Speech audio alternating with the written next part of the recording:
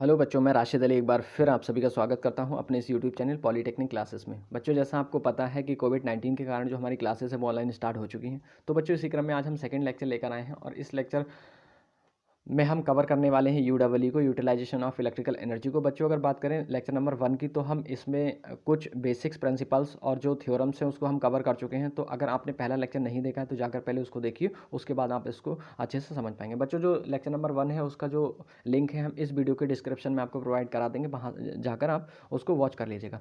बच्चों, एक चीज़ और बता स्टार्ट करने से पहले एक चीज़ और बता दें कि अगर अभी तक आपने चैनल को सब्सक्राइब नहीं किया है तो चैनल को सब्सक्राइब कर लीजिए और घंटी वाले बेल आइकन को दबा लीजिएगा, जिससे हम फ्यूचर में जितने भी वीडियो अपलोड करें उसका नोटिफिकेशन आप तक पहुंच जाए। बच्चों, एक चीज़ और बता दें कि अगर आप इस वीडियो का पीडीएफ प्राप्त करना चाह रहे हैं तो हमारे टेलीग्राम ग्रुप को ज्वाइन कर लीजिएगा। टेलीग्राम ग्रुप का जो लिंक है वो हम इस वीडियो के डिस्क्रिप्शन में आपको प्रोवाइड करा देंगे। आप वहां जाकर उसको ज्वाइन कर लीजिएगा और सारे पीडीएफ प्राप्त कर लीजिएगा। बच्चों, एक चीज़ और बता दें कि जितने भी आपके सब्जेक्ट जो भी सब्जेक्ट हैं वो हमारे काफ़ी सारे सब्जेक्ट हमारे इस ग्रुप पर अवेलेबल, हमारे इस चैनल पर अवेलेबल हैं। तो अगर आप उनको भी देखना वॉच करना चाहते हैं तो आप हमारे चैनल पर जाइए, उसके प्लेलिस्ट में जाकर देखिए। जो भी आपके मतलब के हैं, जो भी आप पढ़ रहे हैं उसको आप वॉच कर लीजिएगा। बच्चों, एक चीज़ और बता दें कि अगर आप अपने मित्रों, अपने फ्रेंड की, अपने मित्र की सहायता करना चाहते हैं जो भी डिप्लोमा में है, तो आप ये चैनल उसको रिकमेंडेड कर दीजिएगा, ये जो वीडियो है उसको फॉरवर्ड कर दीजिएगा, जिससे वो भी कोरोना प्रोटोकॉल के कारण अपना कोर्स कवर कर सके। स्टार्ट करते हैं आज का सेशन। बच्चों, इससे पहले हम जो पहला लेक्चर नंबर 1 था उसमें हम कुछ बेसिक्स प्रिंसिपल्स कवर कर चुके हैं। हमने ये देखा कि हमारी जो हीटिंग है वो क्या है, और हमने ये भी देखा कि जो हमारी हीटिंग है वो किस प्रिंसिपल पर वर्क कर रही है, और हमने साथ के साथ वहाँ पर देखा जो हमारा हीट का ट्रांसफर है वो कितने प्रकार से हो रहा है। तो सिंपली हमारा हीट का ट्रांसफर 3 प्रकार से हो रहा है। तीनों की हमने विधियाँ देखी थी, मैथड देखे थे। तो पहले जाकर उनको देख लीजिएगा, उसके बाद आप इसको अच्छे से कनेक्टिविटी बना पाएंगे, नहीं तो इसमें आपके समझ नहीं आने वाला। तो चलिए स्टार्ट करते हैं आज का सेशन। बच्चों, आज के सेशन में हम देखने वाले हैं क्लासिफिकेशन ऑफ इलेक्ट्रिक हीटिंग। बच्चों, अगर बात करें इलेक्ट्रिक हीटिंग की, तो इलेक्ट्रिक हीटिंग का हम कॉन्सेप्ट कल पढ़ चुके हैं। एक बार फिर बता दें कि इलेक्ट्रिक हीटिंग का मतलब क्या है। इलेक्ट्रिक हीटिंग का मतलब ये होता है बच्चों कि विद्युत के द्वारा किसी भी पदार्थ में या फिर किसी भी पर्टिकुलर मेटल में हम विद्युत के माध्यम से हम वहाँ पर ऊष्मा उत्पन्न कराएं, तो उस प्रक्रिया को, उस प्रोसेस को हम बोल देंगे इलेक्ट्रिक हीटिंग। जैसे फॉर एग्जांपल की बात करें बच्चों, तो फॉर एग्जांपल जो हमारा इलेक्ट्रिक हीटर होता है तो वो क्या करेगा, इलेक्ट्रिक हीटिंग के ही प्रिंसिपल पर वर्क कर रहा है। हमने क्या किया, वहाँ पर विद्युत धारा को फ्लो कराया, उसमें जब हम उसमें सप्लाई देंगे तो वहाँ पर हीटिंग जनरेट होना शुरू हो जाएगी। इसी प्रकार बच्चों, अगर बात करें इलेक्ट्रिक बल्ब की, तो जो बल्ब है वो भी हमारा ऊष्मा के प्रभाव पर कार्य करता है या फिर हीटिंग इफेक्ट पर काम करता है। विद्युत के हीटिंग इफेक्ट, इलेक्ट्रिक के हीटिंग इफेक्ट पर काम करता है। तो वहाँ भी हम क्या करते हैं, विद्युत धारा प्रवाहित कराते हैं, जिसके कारण क्या होता है, वो हीटअप हो जाता है। बच्चों, अगर हम इलेक्ट्रिकल डिवाइसेस की बात करें तो बहुत सारी ऐसी डिवाइसेस हैं, और मैं तो ये कहूँगा कि सारी डिवाइसेस ऐसी हैं जो इस प्रिंसिपल को फॉलो करती हैं, किसको, हीटिंग इफेक्ट, विद्युत के हीटिंग इफेक्ट को। बच्चों, विद्युत के हीटिंग इफेक्ट का हमने यूज़ किया, उसका यूटिलाइज करके हमने क्या किया, अपनी हीटिंग को प्राप्त कर लिया। अभी हम देखेंगे इसके सारे मेथड्स, मैं अभी बेसिक्स बता रहा हूँ आपको। तो अगर बात करें कि बच्चों, जो हमारा हीटिंग इफेक्ट था विद्युत का, बहुत सारे बच्चों को पता नहीं होगा और बहुत सारे बच्चे जानते भी होंगे इसके बारे में।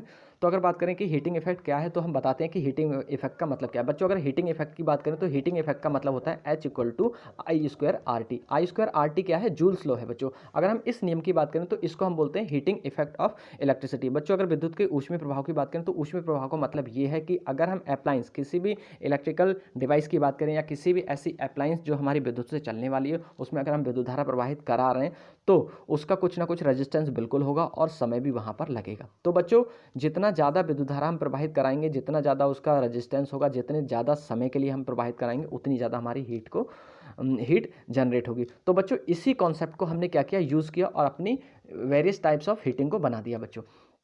तो ये तो था कॉन्सेप्ट ऑफ जूल्स। अगर हम जूल्स लॉ की बात करें तो ये जूल्स लॉ ही था बच्चों। अब हम इसके टाइप्स पर देखते हैं कि हमारा जो क्लासिफिकेशन ऑफ इलेक्ट्रिक हीट है वो है क्या। बच्चों, अगर हम टाइप्स ऑफ इलेक्ट्रिक हीटिंग की बात करें या क्लासिफिकेशन की बात करें तो पहले पार्ट्स में हमने क्लासीफाई किया, इसको पहले पॉइंट में क्लासीफाई किया कि रजिस्टेंस हीटिंग। बच्चों, अगर रजिस्टेंस हीटिंग की बात करें तो रजिस्टेंस हीटिंग का मतलब ये है, इस टाइप की हीटिंग में हम क्या करेंगे, एक रजिस्टेंस को प्लेस करेंगे और उस रजिस्टेंस को हम, जो हमारा चार्ज है, जो घन है, उसके अंदर हम प्लेस कर देंगे। फॉर एग्जांपल बच्चों, हमने क्या किया, एक ओवन लिया या फिर एक केटल लिया, केटल के अंदर हमने क्या किया, हमको सपोज दैट यहाँ पर हमको कोई मटेरियल पिघलाना है। मान लीजिए यहाँ पर हमको कॉपर या एल्युमिनियम या जो भी हमको पिघलाना है, जो भी मेटल हमको पिघलाना है, उसको हम यहाँ पर प्लेस कर देंगे, भर देंगे। अब बच्चों, होगा क्या, जब हम इसको यहाँ पर भरेंगे तो यहाँ पर जब हमने इसको भर दिया तो हम क्या करेंगे, इलेक्ट्रिक जो रेजिस्टेंस हीटिंग है उसमें हमने क्या किया, यहाँ पर अपने रेजिस्टेंस को प्लेस किया और इसके अंदर उस रेजिस्टेंस को डाल दिया। अब जब हम यहाँ से विद्युत धारा प्रवाहित कराएंगे बच्चों, तो यहाँ पर क्या होगा, इस रेजिस्टेंस के थ्रू यहाँ पर हीट जनरेट होगी। अब हीट कैसे जनरेट होगी, with the help of Joule's law. बच्चों H equal to I square R T के माध्यम से इस वाले एलिमेंट में हीट का जनरेशन होगा और यहाँ भी हीट का जनरेशन होगा। इन दोनों एलिमेंट में जब हीट का जनरेशन होगा तो यहाँ पर जो चार्ज है बच्चों, हीट का ट्रांसफर चार्ज में होना शुरू हो जाएगा। जैसे ही हीट का ट्रांसफर चार्ज में होना शुरू हो जाएगा, तुरंत जो हमारा चार्ज है यहाँ पर वो मेल्ट हो जाएगा, मेल्ट होना शुरू हो जाएगा। ठीक, तो ये था इसका रेजिस्टेंस हीटिंग की। रेजिस्टेंस हीटिंग में हमने क्या यूज़ किया बच्चों, अगर बात करें हम कि रेजिस्टेंस हीटिंग के कितने टाइप होते हैं, तो बच्चों रेजिस्टेंस हीटिंग के 2 टाइप्स होते हैं। एक ऐसी रेजिस्टेंस हीटिंग है जो जिसको हमने बोल दिया डायरेक्ट हीटिंग, और दूसरी को हमने बोल दिया इनडायरेक्ट। तो अगर रेजिस्टेंस हीटिंग की बात करें डायरेक्ट की या इनडायरेक्ट की बात करें, तो वो अभी हम बाद में पढ़ेंगे कि डायरेक्ट हीटिंग क्या है और इनडायरेक्ट हीटिंग क्या है। बच्चों अगर सेकंड कैटेगराइजेशन की बात करें, सेकंड अगर हम जो हमारा क्लासिफिकेशन है उसकी बात करें, तो सेकंड क्लासिफिकेशन में है हमारा इंडक्शन हीटिंग। मोस्ट इंपॉर्टेंट है अगर बच्चों बात करें इंडक्शन की, तो वेरी इंपॉर्टेंट है ये हमारा जो इंडक्शन हीटिंग है ये, क्योंकि इंडक्शन आप फर्स्ट ईयर से लेकर इंडक्शन का प्रिंसिपल आज तक पढ़ते आए हैं। तो अगर फर्स्ट ईयर की बात करें बच्चों, तो फर्स्ट ईयर में भी आपने पढ़ा होगा, सेकंड ईयर में भी पढ़ा होगा और फाइनल में भी आप पढ़ते जा रहे हैं। तो अगर हम बात करें कि इंडक्शन का प्रिंसिपल क्या होता है, तो एक बार इसको भी देख लीजिए। अगर हम इंडक्शन के प्रिंसिपल की बात करें तो इंडक्शन का मतलब होता है प्रेरित करना। बच्चों अब यहाँ भी क्या हो रहा है, होगी हीट प्रेरित होगी। जैसे फॉर एग्जाम्पल अगर हम एग्जाम्पल की बात करें बच्चों, तो हमने क्या किया, यहाँ पर एक एलिमेंट ले लिया। सपोज दैट ये हमारा आयरन पार्टिकल्स है, आयरन का जो पीस है उसको हमको क्या करना है, मेल्ट करना है। अब हम मेल्ट करेंगे, हमारे पास एक एलिमेंट होगा जिस एलिमेंट के थ्रू हम क्या करेंगे, इस जो हमारा मेटल है उसको हमने क्या किया, इस एलिमेंट के अंदर डाल दिया। अब बच्चों जब हमने इसके अंदर डाल दिया और हम क्या करेंगे, यहाँ से विद्युत धारा प्रवाहित कराएंगे। जब यहाँ से सप्लाई देंगे इसको, तो यहाँ पर करंट फ्लो होगा। यहाँ से हमने क्या किया, सप्लाई दिया इसमें। जब हम सप्लाई देंगे बच्चों, तो यहाँ से करंट फ्लो होगा, और जब करंट फ्लो होगा तो इस वाली में करंट फ्लो होना शुरू हो जाएगा। इस वाली में जब करंट फ्लो होना शुरू हो जाएगा, तो आपने एक चीज़ देखी थी, अगर हम हीट इंडक्शन की बात करें तो लॉ ऑफ प्रिंसिपल इंडक्शन की बात करें, तो इंडक्शन का प्रिंसिपल क्या बोलता है, इंडक्शन के प्रिंसिपल का मतलब है बच्चों कि अगर हम किसी भी एक परिपथ में विद्युत धारा प्रवाहित कराएं, तो उसके माध्यम से किसी दूसरे परिपथ में विद्युत धारा उत्पन्न होने की प्रक्रिया को ही हम इंडक्शन बोल रहे हैं या प्रेरण बोल रहे हैं। जैसे फॉर एग्जांपल आपने यहाँ पर एग्जांपल ले लिया बच्चों, मैंने अभी बताया कि एक परिपथ इन द सेंस ऑफ कि मान लीजिए यहाँ पर हमारा एक परिपथ है, ये आपका एक परिपथ है। आपने क्या किया, यहाँ पर सप्लाई दिया। इस परिपथ में आपने जब सप्लाई दिया, फर्स्ट वाले में बच्चों यहाँ पर इस एलिमेंट में आपने सप्लाई दिया, तो इस एलिमेंट में आपने क्या किया, जब आप यहाँ सप्लाई दोगे, जब भी कभी आप विद्युत धारा प्रवाहित कराओगे, तो सबसे पहले वहाँ मैग्नेटिक फील्ड जनरेट हो जाएगा बच्चों। सबसे पहले इलेक्ट्रिक फील्ड जनरेट होगा, फिर इलेक्ट्रिक फील्ड की हेल्प से वहाँ पर मैग्नेटिक फील्ड बनना शुरू हो जाएगा। तो बच्चों जैसे ही यहाँ पर आप विद्युत धारा प्रवाहित कराओगे, तुरंत यहाँ पर इलेक्ट्रिक फील्ड जनरेट हो जाएगा। इलेक्ट्रिक फील्ड के माध्यम से हमारे यहाँ पर उसकी हेल्प से, इलेक्ट्रिक फील्ड की हेल्प से यहाँ पर हमारा मैग्नेटिक फील्ड जनरेट होगा। जैसे ही यहाँ मैग्नेटिक फील्ड जनरेट होगा, तुरंत क्या होगा, यहाँ फ्लक्स लिंकेज होना शुरू हो जाएगा। जब फ्लक्स लिंकेज होना शुरू हो जाएगा, तो हो सकता है कि हमारा जो दूसरा एलिमेंट है या फिर दूसरा परिपथ है वो इसके जस्ट पड़ोस में हो। बच्चों अगर दूसरा परिपथ इसके जस्ट पास में है, पड़ोस में है, तो क्या करेगा, जो यहाँ का हमारा लिंकेज फ्लक्स है वो क्या करेगा, इसको लिंक करेगा, और यहाँ भी क्या होगा, एक ईएमएफ जनरेट हो जाएगा। एक ईएमएफ जनरेट होगा, एक धारा इंड्यूस होगी, और साथ के साथ यहाँ पर हमारा जो फ्लक्स है वो भी बनेगा, मैग्नेटिक फील्ड बनना शुरू हो जाएगा। तो इस वाले प्रिंसिपल को, इस पूरे फिनोमिना को, जो ये फिनोमिना हो रहा है, इस फिनोमिना को आपने बोल दिया इंडक्शन का प्रिंसिपल। अब यही प्रोसेस यहाँ हो रही है। यहाँ देखिए बच्चों कि हमने क्या किया, एक जो हमारा एलिमेंट है, एक एलिमेंट है, उस एलिमेंट में आपने क्या किया, इस वाले एलिमेंट में आपने विद्युत धारा प्रवाहित कराई। यहाँ से सप्लाई जब आप प्रवाहित फ्लो कराओगे बच्चों यहाँ पर, तो इस वाले वायर में सप्लाई जाएगी। जब इस वाले वायर में बच्चों सप्लाई जाएगी, तो यहाँ इस वाले वायर में जब सप्लाई गई, तो यहाँ पर मैग्नेटिक फील्ड जनरेट हो जाएगा। जैसे ही मैग्नेटिक फील्ड जनरेट होगा बच्चों, तुरंत यहाँ पर एक ईएमएफ इंड्यूस होना शुरू हो जाएगा, एक धारा इंड्यूस होना शुरू हो जाएगी।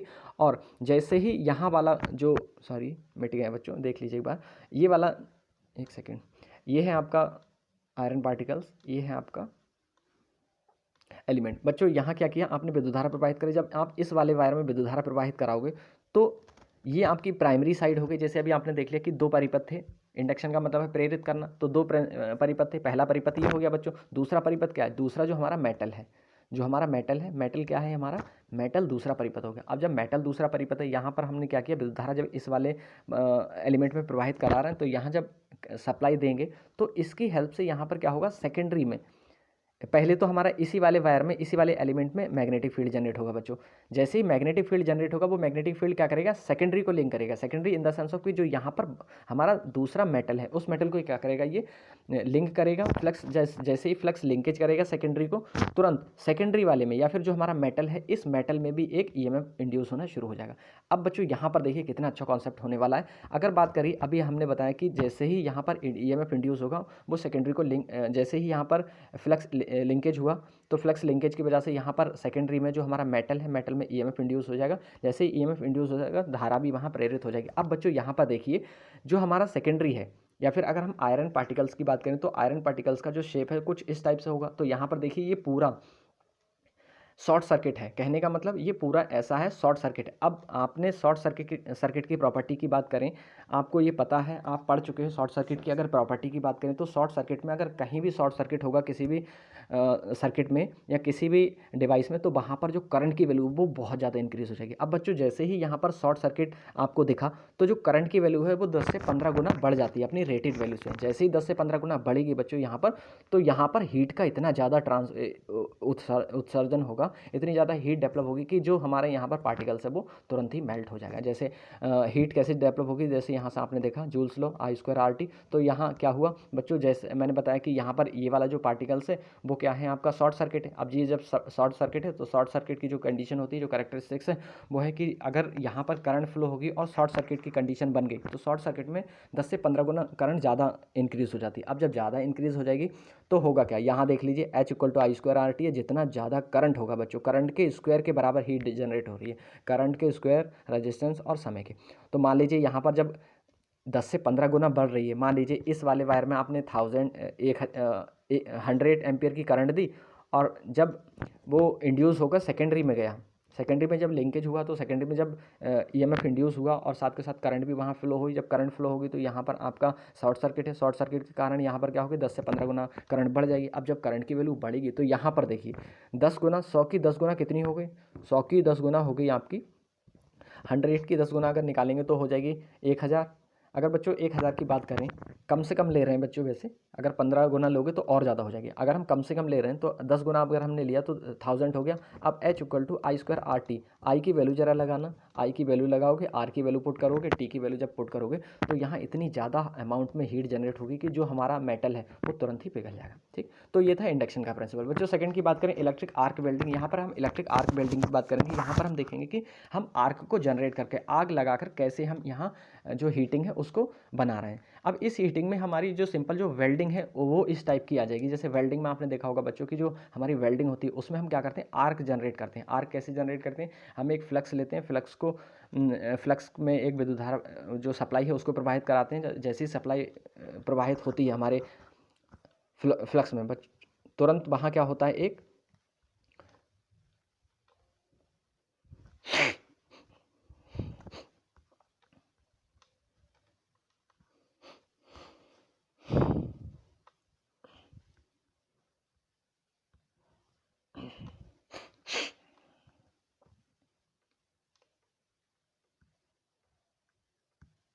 वाले में आप देख पा रहे हैं कि यहाँ आपने क्या किया, यहाँ आप सप्लाई दिया। यहाँ जब आप सप्लाई दोगे तो ये वाला आपका वर्क पीस है, या फिर जिस पर आपको काम करना है, या जिसको पिघलाना है, या जिसकी वेल्डिंग करना है। बच्चों अगर इस वाले पीस की बात करें, तो नीचे है आपका, नीचे जो रखा हुआ ये आपका वर्क पीस है। तो अगर वर्क पीस की बात करें, और ऊपर वाला जो है वो आपका इलेक्ट्रोड है बच्चों, ये है आपका इलेक्ट्रोड। अब करोगे क्या, यहाँ से जब आप सप्लाई दोगे, सप्लाई दी, तो आप क्या करोगे, इसको यहाँ पर टच करोगे। पहले आपने यहाँ टच किया, तुरंत यहाँ स्पार्किंग होगी बहुत ज़्यादा। अब बच्चों स्पार्किंग हो रही है, यहाँ देखिए शॉर्ट सर्किट फिर से हो रहा है बच्चों। जैसे इस वाले इलेक्ट्रोड को यहाँ पर आप टच कराओगे, तो यहाँ शॉर्ट सर्किट हो गया, क्योंकि यहाँ से भी करंट जा रहा है, सप्लाई जा रही है, और यहाँ से भी सप्लाई जा रही है। अब दोनों जब यहाँ टच होगा तो यहाँ शॉर्ट सर्किट हो जाएगा। जैसे ही शॉर्ट सर्किट होगा, शॉर्ट सर्किट की आपको कंडीशन पता है कि बहुत ज़्यादा अमाउंट में करंट फ्लो हो जाएगा। अब बच्चों क्या किया आपने देखा होगा, जो वेल्डिंग करते हैं वो वेल्डिंग एक बार टच करके, जो हमारा इलेक्ट्रोड है उसको टच करके एक बार हटा लेते हैं ऊपर। अब जब हटा लेते हैं वो बच्चों, तो उनके बीच में एयर गैप बन जाता है। एयर गैप क्या है, एयर गैप बीच में, जो एयर गैप है उसके बीच में धूल के पार्टिकल्स, एयर के पार्टिकल्स, वाटर मॉलिक्यूल्स, बहुत सारे कण अवेलेबल होते हैं। अगर हम एयर की बात करें तो वहाँ पर बहुत सारे कण अवेलेबल हैं। तो मान लीजिए कि आपने क्या किया, एक बार इलेक्ट्रोड को टच किया और इसको उठा लिया, थोड़ा सा ऊपर हटा लिया। मान लीजिए ये है आपका वर्क पीस, और यहाँ आपने क्या किया, इतनी ऊपर हटा लिया। अब बच्चों जो यहाँ इसके बीच का जो एयर गैप बना, इसमें क्या होगा, जो करंट की वैल्यू इंस्टेंटेनियसली जो बड़ी थी, जो स्पार्किंग क्रिएट हुआ था, उस स्पार्किंग की वजह से जो यहाँ आयरन के जो एयर के जो पार्टिकल्स हैं वो आयनाइज हो जाएंगे। जैसे ही आयनाइज होंगे तुरंत क्या होगा, ये जो गैप है बीच का, ये एज अ कंडक्टर बिहेव करना शुरू कर देगा और यहाँ क्या होगा, यहाँ से इलेक्ट्रॉन यहाँ पर स्ट्राइक करना शुरू कर देंगे। अब बच्चों जब यहाँ के इलेक्ट्रॉन यहाँ पर जाएंगे तो क्या होगा, यहाँ वाले इलेक्ट्रॉन जब टच करेंगे तो बच्चों आपको पता है जब इलेक्ट्रॉन एलिमेंट या फिर इलेक्ट्रोड पर स्ट्राइक करेंगे, टक्कर मारेंगे, तो वहाँ पर क्या होगा, हीट का जनरेशन होना शुरू हो जाएगा। क्यों? क्योंकि आपको पता है अगर काइनेटिक एनर्जी या फिर किसी भी एनर्जी की बात करें तो एनर्जी हमारी सबसे ज़्यादा ऊष्मा और लाइट एनर्जी में चेंज होती है। तो यहाँ भी कुछ ऐसा ही होगा, जो इलेक्ट्रॉन एक जगह से दूसरी जगह मूव कर रहे हैं तो उनकी जो स्पीड है, वो वेलोसिटी है, वो बहुत ज़्यादा है। उनकी वेलोसिटी है तो उनमें काइनेटिक एनर्जी होगी। तो उनकी जो काइनेटिक एनर्जी है वो जब जब इस पर टक्कर करेंगे, टच होंगे, यहाँ पर स्ट्राइक करेंगे जब एलिमेंट पर, इलेक्ट्रोड पर, तो यहाँ पर क्या होगा, हमारा जो फिलिंग मटेरियल है या फिर जो हमारा फ्लक्स है वो मेल्ट होना शुरू हो जाएगा। हीट यहाँ पर जनरेट होगी और मेल्ट होकर क्या होगा, जहाँ जिस वर्क पीस को हमको पिघलाना है या जिसको जोड़ना है तो वो क्या होगा, जो हमारा फ्लक्स है, जो हमारा ये वाला फ्लक्स है वो मेल्ट होकर यहाँ पर बच्चों सेट हो जाएगा। ठीक, आपने देखा होगा कि जो आप वेल्डिंग करते हो तो उसका जो फ्लक्स है वो गलता हुआ चला जाता है, तो उसका कारण क्या है, उसका यही रीज़न है, वो फिलिंग मटेरियल होता है बच्चों। ठीक, अभी इसको डिटेल में और देखेंगे जब हम टाइप्स पढ़ेंगे इसके। तो अगर नेक्स्ट की बात करें तो यहाँ पर है बच्चों डाइलेक्ट्रिक हीटिंग। अब इस डाइलेक्ट्रिक हीटिंग में हम क्या करेंगे, जैसे हमारे कैपेसिटर है, कैपेसिटर की तरह यहाँ पर बनाएंगे। यहाँ पर हम दो प्लेट बनाएंगे, प्लेट के बीच में क्या करेंगे, जिसको भी हमको गलाना होगा या जो भी हमको मेटल को गर्म करना होगा, उस मेटल को दोनों प्लेटों के बीच में रख देंगे और दोनों प्लेटों के बीच में जब हम इसको यहाँ विद्युत धारा प्रवाहित कराएंगे तो एक तरफ पॉजिटिव चार्ज हो जाएगा, एक तरफ नेगेटिव चार्ज हो जाएगा, जिस कारण क्या होगा, जो इलेक्ट्रॉन है वो पॉजिटिव टू नेगेटिव जाना शुरू हो जाएंगे और जैसे ही पॉजिटिव टू नेगेटिव जाना शुरू होंगे तुरंत यहाँ पर क्या होगा, हीट का ट्रांसफ़र होना शुरू हो जाएगा बच्चों। ठीक, तो आपका माइक्रोवेव हीटिंग में जो ओवन होते हैं, इलेक्ट्रिक हीटिंग के ओवन जो होते हैं तो उन पर ये एप्लीकेबल है। अब ओवन में क्या होता है बच्चों, जिसमें खाना गर्म रहता है, जो इलेक्ट्रिक हॉटस्पॉट आ रहे हैं आजकल, तो उसमें क्या होता है, उसमें माइक्रोवेव की फॉर्म में निकलती हैं। जो आपकी हीट है वो माइक्रोवेव की फॉर्म में निकलकर और अंदर माइक्रोवेव्स के रूप में क्या होती है, वो फैल जाती है अंदर और वो हीट अप जो वहाँ का मटेरियल है, जो भी अंदर खाना रखा हुआ उसको वो गर्म कर रहती है। नेक्स्ट की बात करें तो नेक्स्ट क्या है आपका, इलेक्ट्रॉनिक बम्बार्डमेंट। अगर इलेक्ट्रॉनिक बम्बार्डमेंट या इलेक्ट्रॉन बम्बार्डमेंट, बच्चों इलेक्ट्रॉनिक हो गया या फिर इलेक्ट्रॉन बम्बार्डमेंट। अगर इलेक्ट्रॉन बम्बार्डमेंट हीटिंग की बात करें तो इलेक्ट्रॉन बम्बार्डमेंट हीटिंग का मतलब ये है कि इलेक्ट्रॉनों की हम बम्बार्डमेंट कराएंगे या स्ट्राइकिंग कराएंगे। जैसे मान लीजिए ये हमारा कोई वर्क पार्टिकल है या फिर जिसको हमको पिघलाना है, हम क्या करेंगे, कोई ऐसा अरेंजमेंट करेंगे कि यहाँ से क्या हो, हमारे इलेक्ट्रॉन इस पर डायरेक्टली टकराएं जाकर। जैसे ही टकराएंगे, मैंने बच्चों आपको बताया कि जो यहाँ जो इलेक्ट्रॉन है, इलेक्ट्रॉन जब यहाँ टकराएंगे जाकर तो क्या होगा, उनके पास जो काइनेटिक एनर्जी है, उनके पास काइनेटिक एनर्जी होगी। अब जब काइनेटिक एनर्जी है तो आपको पता है, अगर हम लॉ ऑफ एनर्जी कंजर्वेशन की बात करें तो लॉ ऑफ एनर्जी कंजर्वेशन क्या कहता है कि जो ऊर्जा है वो संरक्षित होती है, मतलब नष्ट ना तो आप नष्ट कर सकते हो ऊर्जा को, ना ही आप बना सकते हो, पर उसको एक रूप से दूसरे रूप में परिवर्तित कर सकते हो। तो यहाँ भी यही हुआ, जो यहाँ पर काइनेटिक एनर्जी है वो नष्ट तो हो नहीं सकती, तो नष्ट नहीं होगी तो वो क्या होगी, हीटिंग एनर्जी में कन्वर्ट हो जाएगी। और हीटिंग एनर्जी में जैसी कन्वर्ट होगी, यहाँ पर बहुत ज़्यादा हीट जनरेट होगी और ये वाला पार्टिकल्स आपका पिघल जाएगा। नेक्स्ट की बात करें बच्चों तो नेक्स्ट क्या है आपका, हाई फ्रिक्वेंसी हीटिंग।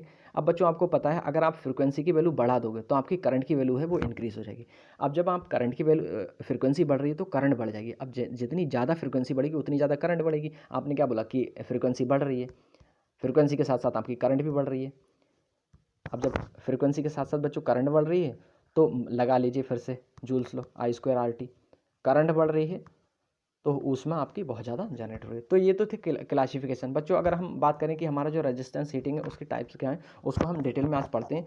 तो आइए देखते हैं हम हमारी जो रेजिस्टेंस हीटिंग है वो क्या है। बच्चों अगर रेजिस्टेंस हीटिंग की बात करें तो इस प्रकार के तापमान में, अगर हम रेजिस्टेंस की बात करें तो रेजिस्टेंस कोई एक एलिमेंट दे रखा होगा जिसका कुछ ना कुछ रेजिस्टेंस होगा। जैसे अगर हम एग्जाम्पल की बात करें बच्चों तो आपने देखा होगा जो आपका हीटर है, हीटर में क्या है, जो टंगिस्टन है उसका आपने एलिमेंट बना दिया, टंगिस्टन का और नाइक्रोम का, टंगिस्टन का, और जो बल्ब है बल्ब का तंतु जो है वो नाइक्रोम का बना दिया। तो नाइक्रोम और टंगिस्टन का तंतु बनाने का पर्पस क्या है, नाइक्रोम और टंगिस्टन का तंतु बनाने का पर्पस ये है कि बच्चों आपने क्या किया, उसका रेजिस्टेंस को इंक्रीज़ करा दिया। जितना ज़्यादा रेजिस्टेंस आप इंक्रीज़ करा दोगे उतनी ज़्यादा करंट फ्लो होना ऊष्मा बनना शुरू हो जाएगी। बच्चों रेजिस्टेंस हीटिंग पढ़ने से पहले एक छोटा सा कॉन्सेप्ट और छूट गया, वो बता दूं मैं आपको।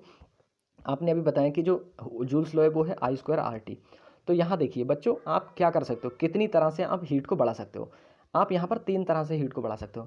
पहला काम ये कर दो कि आप करंट की वैल्यू को बढ़ा दो।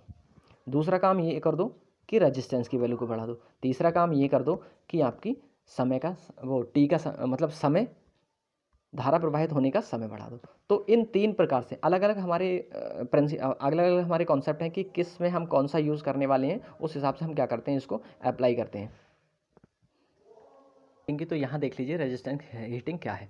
इस प्रकार के तापन में, मतलब हीटिंग मतलब तापन। बच्चों अगर बात करें रेजिस्टेंस हीटिंग की, तो हम इसमें क्या करेंगे, एक रेजिस्टेंस एलिमेंट का उपयोग करेंगे। रेजिस्टेंस एलिमेंट का उपयोग करने का पर्पज़ ये है कि वहाँ पर हम क्या कर रहे हैं, रेजिस्टेंस की वैल्यू इंक्रीज़ कर रहे हैं। जब हम रेजिस्टेंस की वैल्यू इंक्रीज़ कर देंगे बच्चों, तो जो हमारी हीट है वो भी ज़्यादा जनरेट होना शुरू हो जाएगी। जैसे अगर हम रेजिस्टेंस हीटिंग की बात करें, तो रेजिस्टेंस हीटिंग में पहली चीज़ तो हम रेजिस्टेंस का प्रयोग करते हैं। कोई हीटिंग एलिमेंट है, रेजिस्टेंस का है, उसका खुद का हाई रेजिस्टेंस है, उसको यूज़ करें।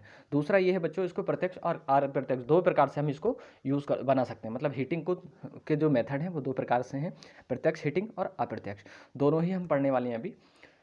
तो बच्चों क्या किया हमने, क्या एक रेजिस्टेंस लिया, हाई रेजिस्टिव एलिमेंट लिया, जिसको हमने क्या किया, अपने जो भी मेल्टिंग मटेरियल है उसके अंदर उसको डाल दिया, उसमें विद्युत धारा प्रवाहित कराई। विद्युत धारा जब हम प्रवाहित कराएंगे तो वहाँ पर बहुत ज़्यादा हीट जनरेट होना शुरू हो जाएगी, और जो हमारा मेल्टिंग मटेरियल है या मोल्टेड मटेरियल है वो तुरंत मेल्ट होना शुरू हो जाएगा। बच्चों इसको हमने क्या किया, 2 पार्ट्स में कैटेगराइज किया। जैसे अभी मैंने आपको बताया कि हमने इसको 2 पार्ट्स में डिवाइड कर लिया। पहला क्या है हमारा, प्रत्यक्ष प्रतिरोध तापन या डायरेक्ट रेजिस्टेंस हीटिंग, और अप्रत्यक्ष प्रतिरोध तापन या indirect resistance heating. First method की बात करें तो पहला है हमारा डायरेक्ट रेजिस्टेंस हीटिंग। तो अगर हम डायरेक्ट रेजिस्टेंस हीटिंग, यहाँ आप रेजिस्टेंस भी लिख लीजिएगा बच्चों, डायरेक्ट रेजिस्टेंस हीटिंग। अगर बच्चों डायरेक्ट रेजिस्टेंस हीटिंग की बात करें तो यहाँ होगा तो हमारा एलिमेंट ही, पर हम इसमें क्या करेंगे, इसमें हम डायरेक्टली जो हमारा घान है, जो चार्ज है, उसके अंदर इलेक्ट्रोड को प्लेस करेंगे। जैसे बच्चों अभी हम इसमें देखेंगे कि मान लीजिए हमारा ये कोई कैटल है, कैटल के अंदर क्या किया हमने, यहाँ पर पूरा घान भर दिया, इसको चार्ज भर दिया। घान in the sense of charge, in the sense of कि मोल्टेड मटेरियल, जिसको हमको मेल्ट करना है। तो जो मेल्टेड मटेरियल होगा तो उसको हमने इसके अंदर डाल दिया। अब जब हम इसके अंदर डालेंगे, और हमने क्या किया, इन एलिमेंट के थ्रू हमने क्या किया, जो हमारे एलिमेंट है, रेजिस्टेंस एलिमेंट है, उसके थ्रू हमने विद्युत धारा प्रवाहित कराई। जब हम विद्युत धारा प्रवाहित कराएंगे तो यहाँ पर हीट जनरेट होना शुरू हो जाएगी। डायरेक्ट मेथड ये है हमारा। तो एक बार देख लेते हैं कि ये क्या बोलना चाह रहा है बच्चों। अगर बात करें कि इस विधि में 2 इलेक्ट्रोडों के माध्यम से उस पदार्थ के अंदर विद्युत धारा प्रवाहित की जाती है, जिसे गर्म करना होता है। बिल्कुल सही बात है। अभी मैंने आपको बताया कि एक मटेरियल, एक कैटल ले लिया, एक ओवन ले ली, उसके अंदर आपने क्या किया, जो भी आपका मोल्टेड मटेरियल है उसको फिल कर दिया, और उसमें आपने विद्युत धारा प्रवाहित करा दी दोनों इलेक्ट्रोड में। दोनों इलेक्ट्रोड में जब आप विद्युत धारा प्रवाहित कराओगे तो वहाँ पर ऊर्जा उत्पन्न होगी, और ऊर्जा उत्पन्न होकर या ऊष्मा जनरेट होगी। जैसे ही ऊष्मा वहाँ जनरेट होगी, तुरंत वो हमारा जो मेल्टिंग मटेरियल है, मोल्टेड मटेरियल है, वो तुरंत मेल्ट होकर पिघल जाएगा। नेक्स्ट पॉइंट की बात करें बच्चों, तो नेक्स्ट पॉइंट क्या है, गर्म किए जाने वाले पदार्थ के प्रतिरोध द्वारा ऊष्मा द्वारा गर्म होता है। इसका कहने का मतलब ये है, कुछ उल्टा लिखा हुआ है बच्चों, ये इसका मतलब है ये है कि गर्म किए जाने वाले पदार्थ के प्रतिरोध द्वारा, ऊष्मा द्वारा, उसके जो प्रतिरोध है, मतलब प्रतिरोध से जो ऊष्मा उत्पन्न हो रही है, उसके द्वारा जो वहाँ पदार्थ है उसको गर्म किया जा रहा है, इसलिए इसे डायरेक्ट हीटिंग या प्रत्यक्ष हीटिंग बोल रहे हैं, या तापन बोल रहे हैं। बच्चों इसकी बात करें तो इस वाले पॉइंट को अगर अब आपको नहीं समझ आया तो इसका मतलब ये है कि जो आपका मटेरियल है उसी में आपने क्या किया, डायरेक्टली प्रतिरोध को उसके अंदर डाल दिया। डायरेक्टली जो हमारा प्रतिरोध है वो हमारे चार्ज के कांटेक्ट में है, और तुरंत जैसे ही यहाँ पर हीट जनरेट हो रही है, हीट का ये ट्रांसफ़र करेगा, और वो हीट का ट्रांसफ़र हमारे चार्ज में हो जाएगा, और हमारा चार्ज मेल्ट होना शुरू हो जाएगा। अगर नेक्स्ट पॉइंट की बच्चों बात करें तो नेक्स्ट पॉइंट में है, इस विधि में इलेक्ट्रोड को प्रत्यक्ष रूप से घान के अंदर, हाँ बिल्कुल, अभी जो मैंने आपको बताया कि इस विधि में इलेक्ट्रोड को प्रत्यक्ष रूप से घान के अंदर डाल दिया जाता है, जिससे ऊष्मा प्रत्यक्ष रूप से चार्ज में उत्पन्न हो जाती है। ठीक बच्चों, तो इसमें क्या किया, आपका जो चार्ज है उसके अंदर आपने डायरेक्टली अपने घान में जो आपका रेजिस्टेंस है, एलिमेंट है, उसको डाल दिया, और वहाँ पर आपने विद्युत धारा प्रवाहित करी, तो वहाँ ऊष्मा उत्पन्न होना शुरू हो जाएगी, और जो आपका मटेरियल है वो पिघल जाएगा। नेक्स्ट की बात करें बच्चों, तो नेक्स्ट क्या है, ये विधि जूल्स लॉ होगा, इसको करेक्ट करिएगा बच्चों, जूल्स लॉ। बच्चों अगर बात करें जूल्स लॉ की, तो ये जो विधि है ये हमारी जूल्स लॉ पर आधारित है। जैसे इससे पहले आप देख चुके हैं जो कि जूल्स लॉ क्या कहता है, H = I² RT है, ये जूल्स लॉ है आपका। तो जितनी ज़्यादा करंट और रेजिस्टेंस और समय के साथ साथ उतनी ज़्यादा हीट यहाँ पर जनरेट होना शुरू हो रही है। तो इस प्रकार की रेजिस्टेंस हीटिंग को हम बोलेंगे डायरेक्ट रेजिस्टेंस हीटिंग। अगर हम इसके प्रिंसिपल की बात करें या जूल्स लॉ की बात करें, अभी आपको बताया कि जूल्स लॉ क्या है, तो जूल्स लॉ कुछ इस प्रकार है बच्चों। अगर जूल्स लॉ की बात करें तो H बराबर आई स्क्वायर, ये आई स्क्वायर है, आई स्क्वायर आर टी हो गया। अब बच्चों जितनी ज़्यादा यहाँ करंट जनरेट होगी, या आप रेजिस्टेंस बढ़ा दो या समय बढ़ा दो, कोई भी तीनों में से कोई एक चीज़ बढ़ा दो, वहाँ पर आपकी हीट जो है बहुत ज़्यादा जनरेट होना शुरू हो जाएगी। बच्चों बात करें कि अभी आपने देखा कि डायरेक्ट क्या था, उस समय समझ अगर नहीं आया तो यहाँ पर देख लीजिए, क्लियर हो जाएगा कि डायरेक्ट का मतलब ये है। ये देख लीजिए, ये आपका ओवन है, ठीक। अब ओवन चारों तरफ से बंद है और आपने क्या किया, जो आपके इलेक्ट्रोड है वो उसके अंदर डाल दिए, और ये हमारा चार्ज है, ठीक। ये हमारा घान है। अब बच्चों जैसे ही ये घान है, यहाँ पर चार्ज है हमारा, तो हुआ क्या, अब हमने यहाँ से विद्युत धारा प्रवाहित कराई। जब हम यहाँ विद्युत धारा प्रवाहित कराएंगे तो इन इलेक्ट्रोड में क्या होगा, विद्युत धारा प्रवाहित होगी। यहाँ इलेक्ट्रोड में जब विद्युत धारा प्रवाहित होगी तो यहाँ पर जूल्स लॉ अप्लाई होगा, H equal to I square R T. जब यहाँ पर जूल्स लॉ लगेगा यहाँ पर इन दोनों में, तो ऊर्जा का, ऊष्मा का उत्पादन होना शुरू हो जाएगा। अब जब ऊष्मा उत्पादन होना शुरू हो जाएगा तो क्या होगा, हीट यहाँ से ट्रांसफर होना शुरू हो जाएगी बच्चों। जब हीट यहाँ से ट्रांसफर होना शुरू हो जाएगी इस वाले प्रोसेस के थ्रू, यहाँ वाले से यहाँ हीट ट्रांसफर होना शुरू हो जाएगी, यहाँ होना शुरू हो जाएगी, तो इसके जो पार्टिकल्स है, जो यहाँ हमारे घान है, चार्ज है, वो मेल्ट होना शुरू हो जाएगा। एक काम और किया बच्चों, हमने क्या किया, ऊपर जो हाई रेजिस्टेंस पाउडर है उसको ऊपर लगा दिया। अब हाई रेजिस्टेंस पाउडर को ऊपर लगाने का पर्पस ये था, इसके दो पर्पस है। पहला पर्पस तो ये कि हीट का ट्रांसफर बाहर ना हो, मतलब हीट अंदर से बाहर ना निकले। दूसरा, पहला तो ये हो गया, और दूसरा इसका हाई रेजिस्टेंस पाउडर का जो एडवांटेज है या फिर इसका पर्पस है, तो दूसरा पर्पस क्या है बच्चों, मैंने अभी आपको बताया कि जो जूल्स लो है वो है आई स्क्वायर, सॉरी H बराबर आई स्क्वायर आर टी। तो आपने क्या किया, यहाँ रेजिस्टेंस की वैल्यू इंक्रीज़ कर दी। जब आप रेजिस्टेंस की वैल्यू को इंक्रीज़ करो तो यहाँ पर हीट भी बढ़ रही है बच्चों। तो ये है डायरेक्ट रेजिस्टेंस हीटिंग। अगर नेक्स्ट पॉइंट, नेक्स्ट की बात करें, नेक्स्ट मेथड क्या है बच्चों, तो नेक्स्ट मेथड है आपका, क्या, तो इसमें भी रेजिस्टेंस तो होगा ही, पर जो हमारा रेजिस्टेंस है वो चार्ज में डायरेक्टली नहीं होगा, किसी दूसरे एक चैम्बर में रखा जाएगा। हमारा जो एलिमेंट है, रेजिस्टेंस एलिमेंट, उसके थ्रू क्या करेगा, वो ऊष्मा का उत्पादन, ऊष्मा का ट्रांसफॉर्मेशन करेगा। जैसे यहाँ पर देख लीजिए, इस विधि में इलेक्ट्रोड को घान में ना डालकर चैम्बर में रखा जाता है। जैसे अगर बात करें इसकी, तो इससे पहले वाले में क्या था, डायरेक्ट वाली में, डायरेक्ट में क्या था, एक डायरेक्टली उसके अंदर था, पर इसमें ऐसा नहीं होगा। इसमें क्या होगा, एक चैम्बर हम बना देंगे, ऐसा चैम्बर होगा, और चार्ज हमारा यहाँ पर होगा, इधर और यहाँ पर, और जो हमारा एलिमेंट हो वो बच्चों यहाँ पर होगा, बिल्कुल अलग। और जब अलग होगा तो यहाँ पर हीट जनरेट होगी, इस वाले चैम्बर में, इस वाले चैम्बर में हीट जनरेट होगी, और हीट यहाँ से ट्रांसफर होना शुरू हो जाएगी, इधर और इसमें, ठीक। अभी हम देखेंगे कि हीट यहाँ से कितनी प्रकार से ट्रांसफर होगी। तो बच्चों आपने हीट का ट्रांसफॉर्मेशन पढ़ा था कि 3 प्रकार से हीट ट्रांसफर होती है। तो इस वाली विधि में जो इनडायरेक्ट विधि, इनडायरेक्ट मेथड है, तो इस मेथड में जो हीट का ट्रांसफर है वो 3 प्रकार से होगा। पहले तो चालन, या फिर कंडक्शन, कॉन्वेक्शन और रेडिएशन। और उस प्रकार क्या हुआ, उसके पश्चात हम क्या करेंगे, उसमें विद्युत धारा प्रवाहित करेंगे। विद्युत धारा प्रवाहित करने से उसमें ऊष्मा का जो विद्युत प्रवाह है उससे हमारी हीट जनरेट होना शुरू हो जाएगी। और हीट क्या होगी, मोस्टली हीट हमारी जो है वो विकिरण, विकिरण बोले तो रेडिएशन, रेडिएशन के थ्रू क्या करेगी, वो हीट का ट्रांसफर होगा। अगर बच्चों मैं बात करूं कि जो टाइप्स हैं इसके हीट के ट्रांसफर, हीट ट्रांसफर मेथड है, तो वो मैं इससे पहले वाले लेक्चर में कवर कर चुका हूं। अगर आपने वो नहीं देखे हैं अभी तक, आपको नहीं पता उसके बारे में, तो पहले जाकर देख लीजिए, नहीं तो आपको पता नहीं लग पाएगा कि रेडिएशन क्या है, कॉन्वेक्शन क्या है, कंडक्शन क्या है, ठीक। तो नेक्स्ट पॉइंट की बात करें, तो नेक्स्ट पॉइंट में है बच्चों, इस प्रकार की हीटिंग को इनडायरेक्ट रेजिस्टेंस हीटिंग कहते हैं, ठीक। इस प्रकार अगर बच्चों बात करें कि हमारी जो इनडायरेक्ट रेजिस्टेंस हीटिंग है, तो आपको अभी पता अभी मैंने बता दिया कि जो हमारा एलिमेंट है वो एलिमेंट किसी दूसरे चैम्बर में होगा। हीटिंग एलिमेंट जो है वो हमारा मोल्टेड मटेरियल, जो हमारा घान है, उस घान में डायरेक्टली ना होकर किसी दूसरे चैम्बर में होगा। किसी दूसरे चैम्बर में हीट जनरेट हो रही है और हीट वहाँ से ट्रांसफ़र होगी हमारे किसको, टू द चार्ज, चार्ज को वहाँ से वो हीट का ट्रांसफ़र करेगी, और हीट ट्रांसफ़र होते होते क्या होगा, चार्ज हमारा मेल्ट होना शुरू हो जाएगा। तो अगर बात करें हीट के मेथड की या फिर इस विधि की, तो इस विधि, ये जो विधि है हमारी इनडायरेक्ट वाली, तो ये इनडायरेक्ट जो विधि है वो 3 प्रकार से ऊष्मा का ट्रांसफॉर्मेशन करेगी। पहले तो कंडक्शन के थ्रू, दूसरा कॉन्वेक्शन के थ्रू, तीसरा रेडिएशन के थ्रू।